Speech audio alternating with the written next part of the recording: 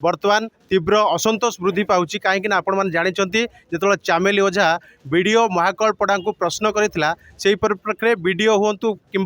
थाना अधिकारी महाकलपड़ा थाना अधिकारी जो निर्यातना देते जार शिकार बर्तमान 4 दिन हम सी आडमिट अच्छा जार चित्र देखापी अनेक राजनैतिक दलर नेता माने सामाजिक कर्मी माने आसुचन भेटुंट किंतु कैमरा पर्सन कहि से सीधा सड़क देखिए बीजेपी युवनेता चित्त दास आसी पहुँची संबोधना जनइंट अन्य प्रकार कहवा प्रकाश दास अच्छा युवनेता बीजेपी सी संबोधना जनइंट तेरे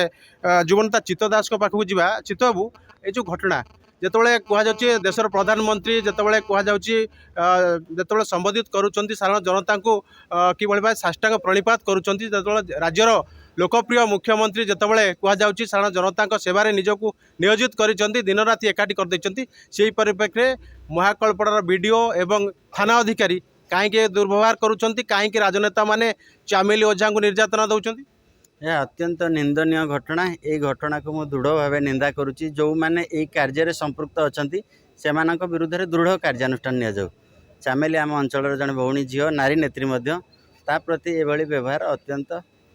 माने स्पर्शकातर घटना। आपको माननीय मुख्यमंत्री नजर रखिंट लोकप्रिय मुख्यमंत्री जितेबाला भूल होपर दृढ़ कार्यानुष्ठान नि आशा विश्वास अच्छी माननीय मुख्यमंत्री ठीक समय ठिकना निष्पत्ति नेबे से मुझे यार मुख्य नायक किए 2-4 दिन भितर स्पष्ट हो ये घटनार मुख्य नायक। आज्ञा प्रकाश बाबू आपण अंचल जड़े भौणी से जड़े सरपंच से कौन दलर न था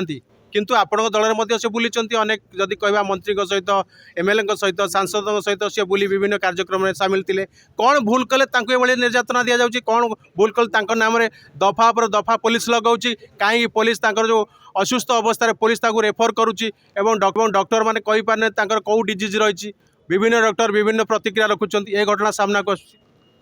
नहीं आमर चामेली ओझा तिखिरी पंचायत सुदक्ष सरपंच आसे लोक कम सबले व्यस्त रहती से दिन किसी कम लोकर कम बिल फिल पंचायत में बंद था से जाते वीडियो को देखा करने तो सीटी किसी कार्यकर्ता आम तो कहीपर कौ कार्यकर्ता किसी मिसभेद कर जाशुणी फसई दिखाई पुलिस कर्मी निर्यातना देते तेणु आम आशा करुचु जो मैंने आधे संपृक्त अच्छा तो से दृढ़ कार्यानुष्ठान नि जाऊ